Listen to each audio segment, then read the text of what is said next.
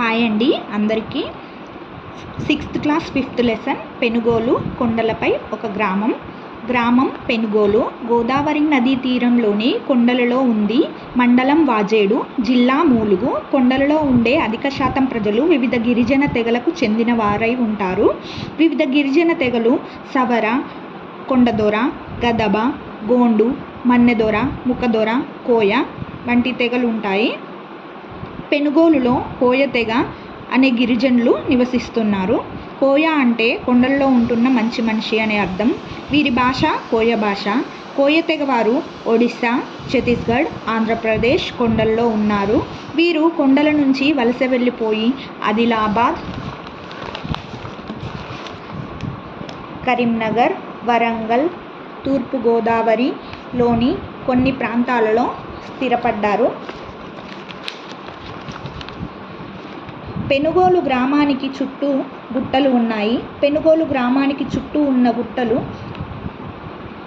తూర్పు వైపుకి కల్లుకుంటల గుట్ట, పశ్చిమం చిన్న కుమ్మరిలంక, పెద్ద కుమ్మరిలంక, ఉత్తరం వైపుకి కర్రెగుట్ట, నల్లగుట్ట, ఛత్తీస్గఢ్ ఉంటుంది ఉత్తరం వైపుకి, దక్షిణం వైపు వంకమామిడిగుట్ట.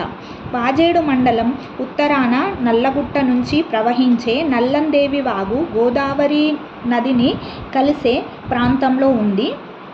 వాజేడుకు దిగువన ఉన్న గ్రామం గుమ్మడి దొడ్డె గ్రామం. బొగతా జలపాతం,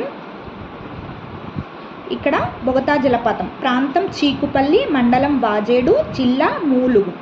కోయలు పోడు అనే ప్రత్యేక పద్ధతిలో పంట సాగు చేస్తారు. కొండలలో చేసే వ్యవసాయం పోడు జూమ్ సాగు అంటారు. ఇది కూడా ఇంపార్టెంట్ అండి. కొండల్లో చేసే వ్యవసాయం పోడు జూమ్ సాగు అంటారు. పోడు వ్యవసాయం జూమ్ ఆంధ్రప్రదేశ్, ఛత్తీస్గఢ్, అరుణాచల్ ప్రదేశ్ వంటి రాష్ట్రాలలో కూడా ఉంది. కొండలలో నవంబర్లో వానలు ఆగిపోతాయి. కోయలు డిసెంబర్ నెలలో గొడ్డళ్లతో కొంత ప్రాంతంలో చెట్లు నరుకుతారు. ఎండిన కొమ్మలను ఏప్రిల్ లేదా మే నెలలో తగలబెడతారు.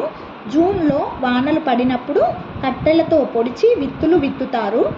వీరు పార కానీ నాగలి కానీ మరియు ఎటువంటి రాసాయనిక ఎరువులు ఉపయోగించరు. భూమిని కూడా దున్నరు. వీరు పండించే ముఖ్యమైన పంటలు జొన్నలు, మొక్కజొన్నలు, దుంపలు, నువ్వులు, కందులు, పెసర్లు వంటి అపరాలు, చిరుధాన్యాలు ఏంటి సామలు, కొర్రలు, పప్పు, అడుసులు, కూరగాయలు వంకాయ, పచ్చిమిర్చి, గోంగూర. పాత రోజుల్లో సగటున ప్రతి కుటుంబానికి 2 నుంచి 2.5 ఎకరాల అటవీ భూమిని సాగు చేసేది. పోడు పద్ధతిలో జొన్న సగటున ఎకరానికి 250 కిలోల దిగుబడిని ఇస్తుంది.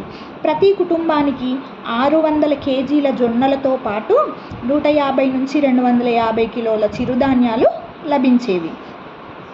ప్రస్తుతం ఒక కుటుంబానికి భూమి అప్పుడు 2 నుంచి 2.5 ఎకరాలు లభిస్తే ఇప్పుడు 1 నుంచి 1.5 ఎకరాలు మాత్రమే ఉంది.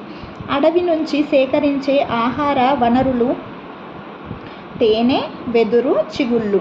ఇది రుచికరమైనది. ఇది ఇంపార్టెంట్ అండి. లేత వెదురు చిగుళ్లను కరికొమ్మలు అంటారు.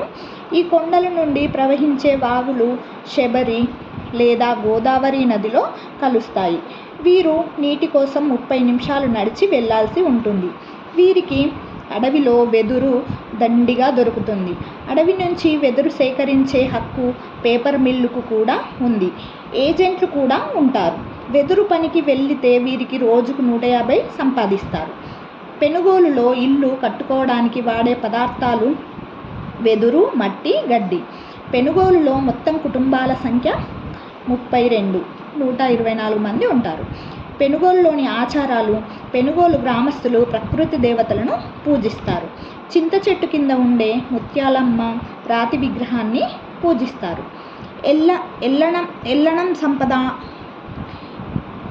ఎల్లనం పదం భూమి పూజ. కొడతల పండగ పెద్దల పండగ. ఇది సెప్టెంబర్ నెలలో చేసుకుంటారు. భీమని పండగ